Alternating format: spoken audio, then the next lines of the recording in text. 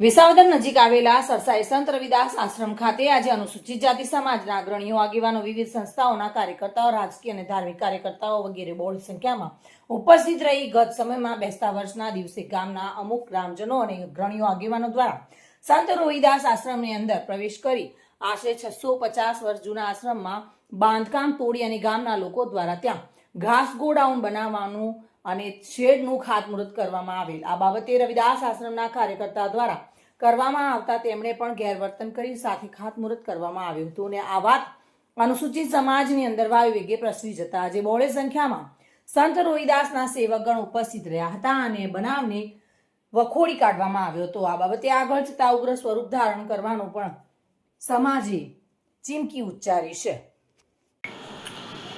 જય ભીમ, નમો બુદ્ધાય. મિત્રો, હું દેવદાનભાઈ મુછડિયા, પ્રમુખ સમસ્ત અનુસૂચિત જાતિ સમાજ જુનાગઢ જિલ્લા.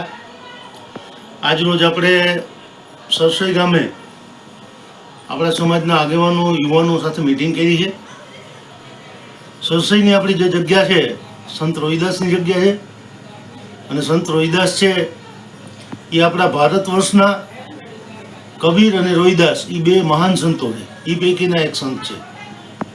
મેવાડની રાણી મીરાને જ્યારે ગુરુ ધારણ કરવા હતા ત્યારે મેવાડની રાણી મીરાએ રોહિદાસને પોતાના ગુરુ ધારણ કર્યા.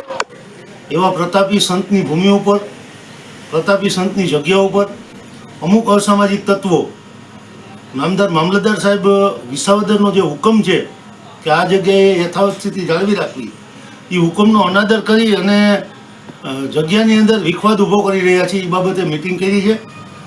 સોમવારે આપણે કલેક્ટરને મળવાનું છે. કલેક્ટરશ્રી અને જિલ્લા પોલીસ અધિક્ષક સાહેબ અને જિલ્લા વિકાસ અધિકારી છે, તમામ અધિકારીઓ પોઝિટિવ છે. તમે સાચા છો તો અમે તમારી સાથે છીએ. પણ અમુક અસામાજિક તત્વો પોતાની મહત્વાકાંક્ષા સંતોષવા માટે, આખી જગ્યાને બદનામ કરવા માટે, આખી જગ્યાને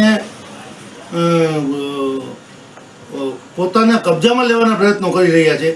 આ બાબત ખૂબ જ દુઃખદ છે. એટલે આજે અમે 200-300 આગેવાનો મળ્યા છીએ અને આવનારા ભવિષ્યમાં આ બાબતે જો ઉકેલ નહીં આવે વ્યવસ્થિત, તો આવનારા ભવિષ્યમાં જિલ્લા દલિત સમાજ તરફથી અને ગુજરાતના તમામ દલિતો તરફથી જે કાર્યવાહી કરવાની થશે એ બધી કરશું. સંમેલન કરવાનું થાય સંમેલન કરશું, ધરણા કરશું, આંદોલન કરશું.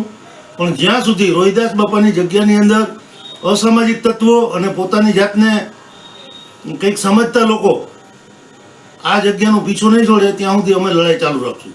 જય ભીમ, નમો બુદ્ધાય. શ્યામ ચાવડા સાથે bureau report, today Gujarati news.